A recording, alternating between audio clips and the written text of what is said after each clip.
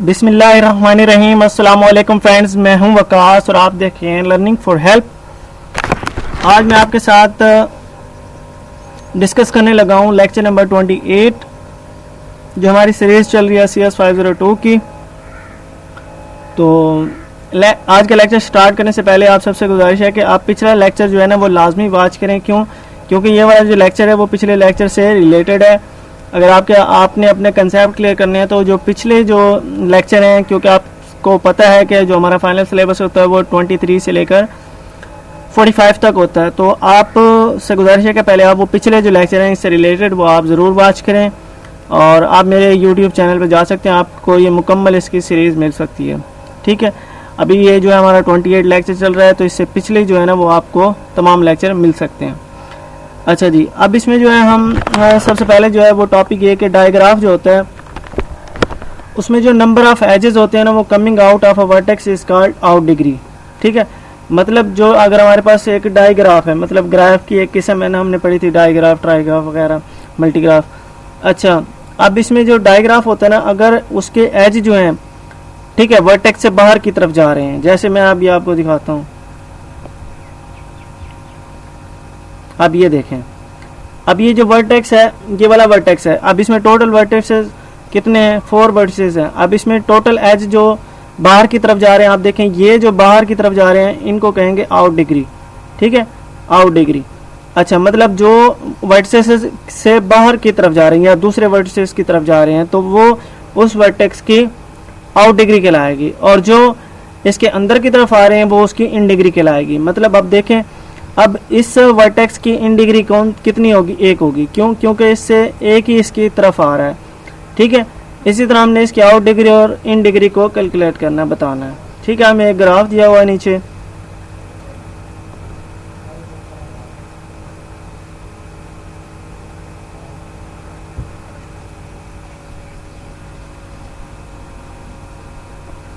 ये अब देखें, हमारे पास अगर हम वर्टेक्स 1 की बात करते हैं, हमारे पास जो टोटल वर्टेक्स हैं वो 4 हैं।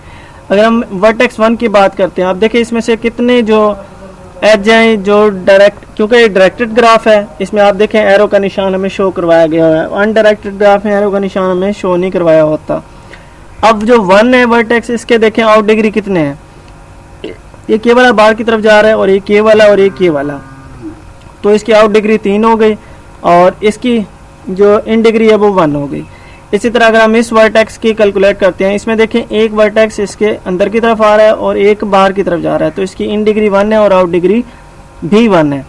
इसी तरह अगर हम वर्टेक्स 4 की बात करते हैं तो वर्टेक्स 4 आप देखें कितने इसके अंदर आ रहे हैं। 4 में जो 3 है ना वो इन डिग्री है, देखें है ना, जो क्योंकि आप देखें ये वाला भी इसकी तरफ आ रहा है और ये वाला भी और ये वाला भी, तो ये इसके अंदर आ रहे हैं, तो इसकी इन डिग्री 3 हो गई। आउट डिग्री देखें, आउट डिग्री इसमें कोई है नहीं, क्योंकि इससे कोई बाहर की तरफ एज नहीं जा रहा या कोई डायरेक्टेड एरो बाहर की तरफ नहीं जा रहा।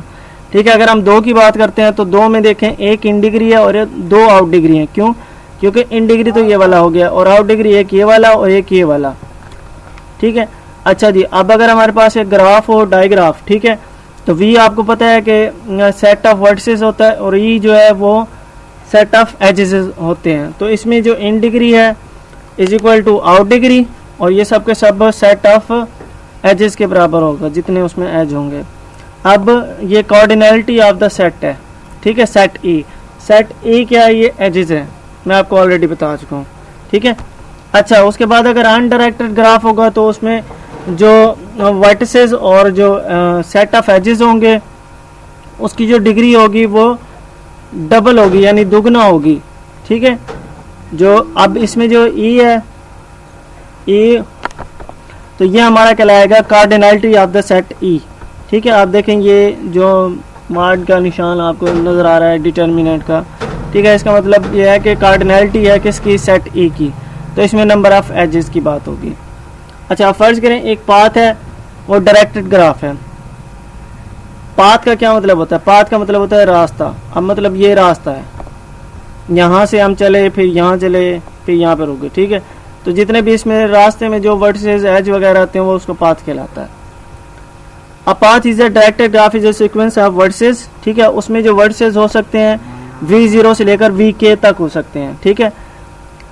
V0 का मतलब यह है कि पहला वर्टेक्स और VK का मतलब है आखिरी वर्टेक्स। अच्छा जी, सच दैट Vi-1, ठीक है, अगर उसमें एक काम कर देते हैं, Vi is an edge for I is equal to 1 से लेकर K तक इसमें एज है। The length of path is a number of edges K, a vertex W is reachable from vertex U, ठीक है, मतलब एक वर्टेक्स W है, अगर हम एक और वर्टेक्स U है, ठीक है, वहां से अगर हम W को रीच कर सकते हैं तो एक पाथ बन जाएगा U से W के लिए। मतलब फर्ज करें अभी हम यहां से स्टार्ट होते हैं,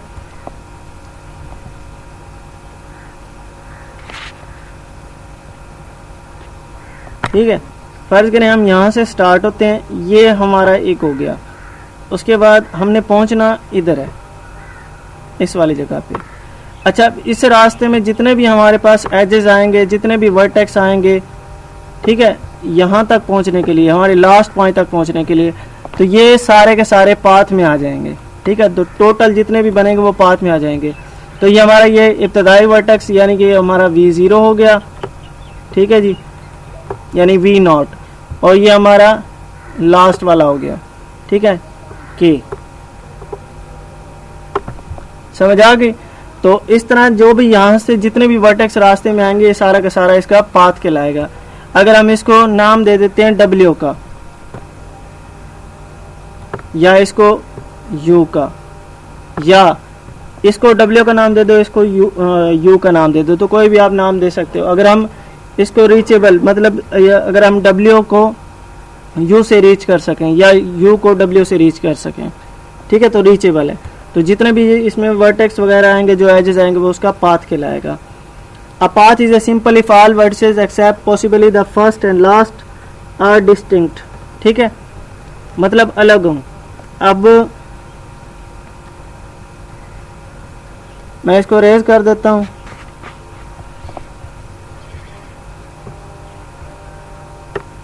अच्छा जी,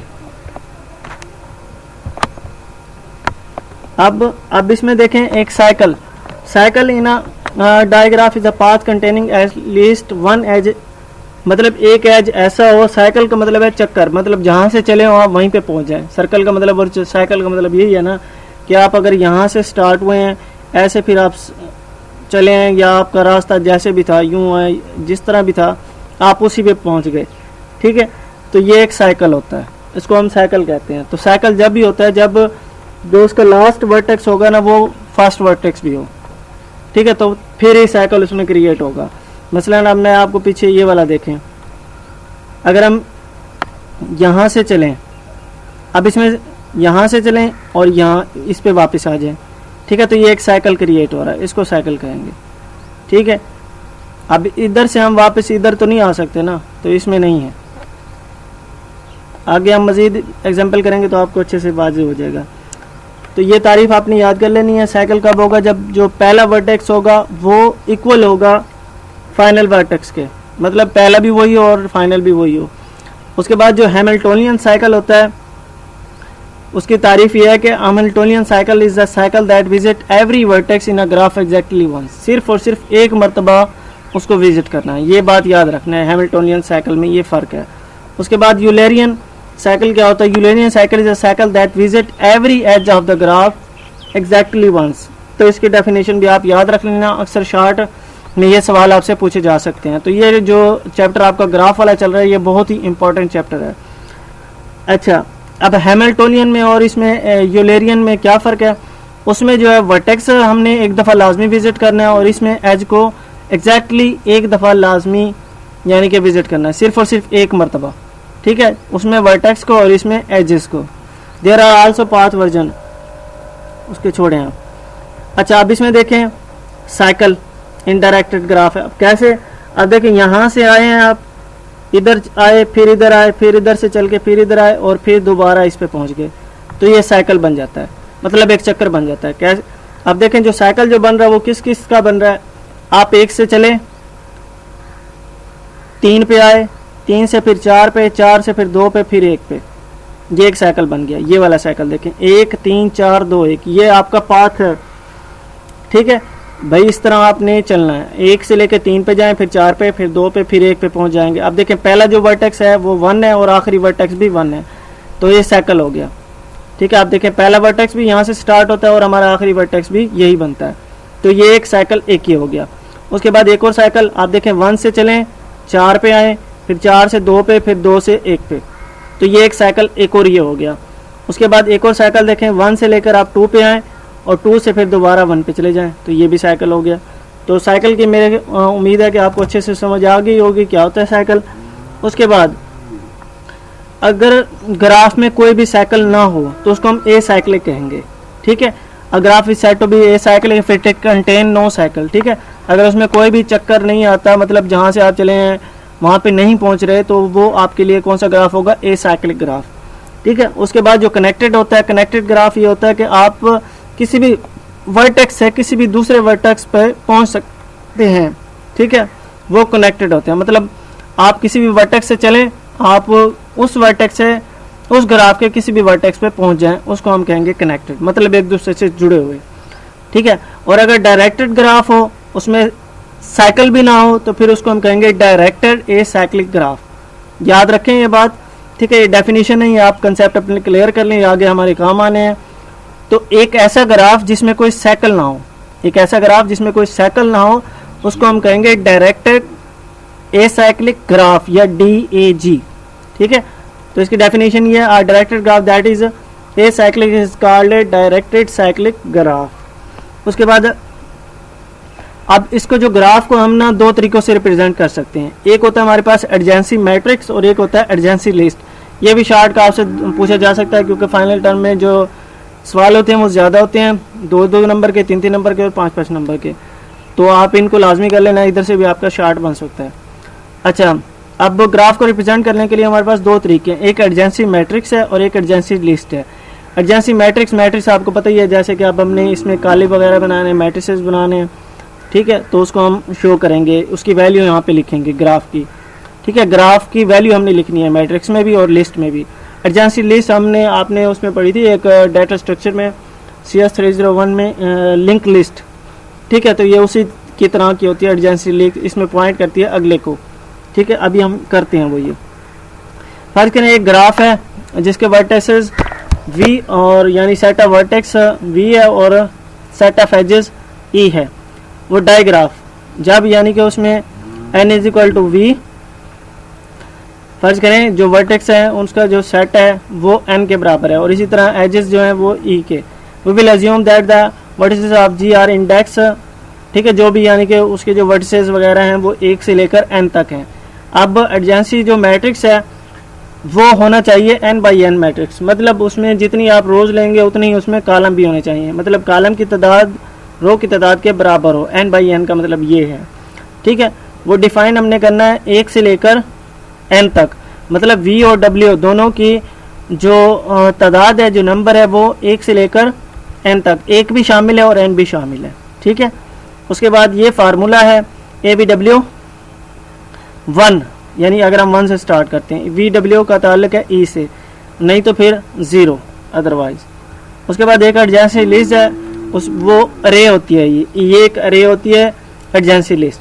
ठीक है, अब इसमें 1 से लेकर n तक पॉइंटर होते हैं, मतलब उसमें नंबर होंगे, जो भी अरे वगैरह होगी। ठीक है, उसमें नंबर होंगे और वो कहाँ से लेकर कहाँ तक होंगे, 1 से लेकर n तक हो सकते हैं। ठीक है, अब एडजेंसिटी ऑफ V, ठीक है, वो पॉइंट करेगी link list containing the vertices which are adjacent to V। मतलब मैं आपको समझा देता हूँ, अभी मैं आपको समझाता हूँ, अगला आता है कि वो मतलब उसमें वो चीज़ें होंगी जो उससे जुड़ी हुई होंगी उस वर्टेक्स से। कैसे, मैं अभी आपको बताता हूँ इसकी वैल्यू हम कैसे लिख सकते हैं। अच्छा, अब इसमें अगर बात करते हैं स्टोरेज की, तो जो एडजेंसी मैट्रिक्स होते हैं उसमें रिक्वायर्ड होता है θn² स्टोरेज। n² क्योंकि पावर है, तो n की वैल्यू अगर हम बढ़ाते जाते हैं तो फिर ये जो टाइम है ना, एक टाइम कम्प्लेक्सिटी बहुत ज़्यादा बन जाती है, जबकि एडजेंसी लिस्ट जो है उसके लिए रिक्वायर होता है θn+e स्टोरेज। तो ये कम स्टोरेज लेता है और ये ज़्यादा स्टोरेज लेता है, याद रखें। ठीक है, क्योंकि अगर आप n की वैल्यू बढ़ाते हैं तो ये बढ़ती जाएगी, तो इसी तरह आप इससे कोई ख़ास फ़र्क नहीं पड़ता। ठीक है, अच्छा, अब ये हमारे पास एक ग्राफ है, डायरेक्टेड ग्राफ है आपके सामने। क्यों? क्योंकि आप देखें इसमें एरो आपको शो करवाए हुए हैं।